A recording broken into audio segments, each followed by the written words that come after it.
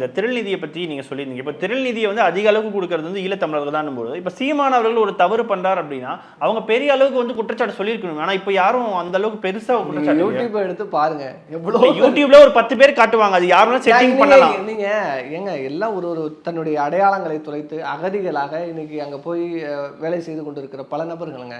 அவங்களுக்கு இங்கே நடக்கிற எந்த கிரவுண்ட் லெவல் பாலிடிக்ஸே தெரியாது. யூடியூப்ல வர வீடியோக்களை வச்சுட்டு சீமான் இத்தனை வாக்கு சதவீதம் பெற்றுவார், இவனுங்க யூடியூப் சேனல் ஒரு 10 சேனலில் விலைக்கு வாங்கி வச்சுக்கிட்டு அவங்கள வச்சு போடுற வீடியோக்களை பார்த்து அண்ணன் ஆட்சி அமைச்சிட்டார் 2021 வீடியோ போட்டான் ஒருத்தவன் ஆர்ஜே. இந்த தொகுதியில் இவருக்கு இவ்வளோ செல்வாக்கு இருக்கு, அதே ஆர்ஜே இன்னைக்கு பாஜக சங்கியா மாறி போய் உட்காந்துருக்கான். ரைட்டா? அந்த ஆர்ஜே யாருன்னு நான் சொல்லி உங்களுக்கு தெரிய வேண்டியதில்லை.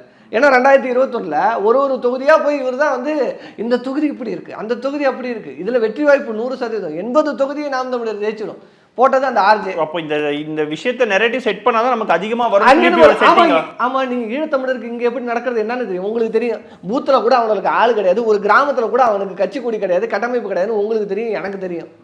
ஆனா சுவிட்சர்லாந்துலயோ யூகேலயோ கனடாவிலயோ இல்ல லண்டன்லயோ இருக்கிறவங்களுக்கு எப்படி தெரியும்?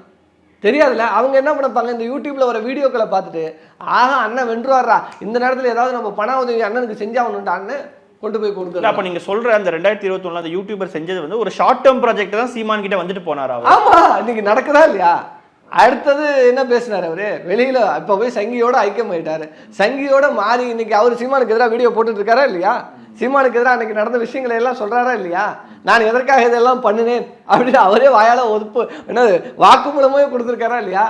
அப்ப ஏன் போகணும்? அப்ப ஈழத்தமிழர்கிட்ட இருந்து அதிகமா நிதி வாங்குறதுக்காக இப்படி ஒரு நெரேட்டிவ் வந்து யூடியூப்ல பண்றாங்க. அதுதாங்க எல்லாமே, அதுதான் ஒரு செட்டப் தான். இன்னைக்கு அவர்களுக்காக பேசக்கூடிய நபர்களோ எல்லாமோ கிரவுண்ட் லெவல் ரியாலிட்டி எவனுக்குமே தெரியாது.